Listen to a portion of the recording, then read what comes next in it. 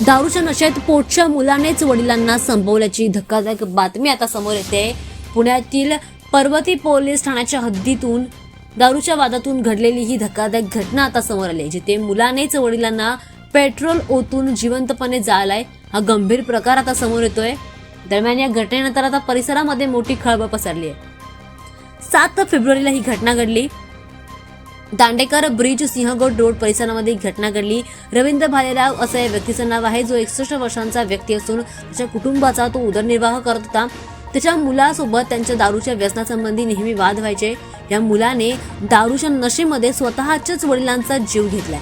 वादाच्या वेळी त्यांच्या मुलाने त्यांच्यावर पेट्रोल टाकून त्यांचा जीव घेण्याचा प्रयत्न केला, मात्र लगेचच त्यांच्या घरातील सदस्यांनी आणि शेजाऱ्यांनी त्यांना वाचवण्याचा प्रयत्न केला। त्यानंतर त्यांना हॉस्पिटलमध्ये दाखल करण्यात आलं। त्यांच्या गंभीर जखमा झाल्यामुळे त्यांच्यावर उपचार सुरू होते आणि उपचारादरम्यानच रवींद्र भालेराव यांनी त्यांचा जीव गमावला। 12 फेब्रुवारीला त्यांचं निधन झालं।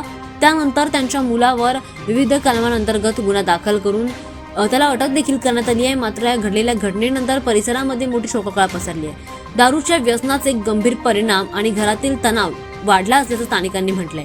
पोलीस सध्या प्रकरणाचा कसून तपास करत आहेत आणि आरोपीवर कठोर कायदेशीर कारवाई केली जाणार असल्याचं देखील म्हटलं जातंय। मात्र दारूच्या नशेमध्ये या तरुणाने त्याच्या वडिलांचा जीव घेण्याचा हा दुःखद प्रकार घडल्यानंतर, धक्कादायक प्रकार समोर आल्यानंतर परिसरामध्ये मोठी खळबळ पसरली।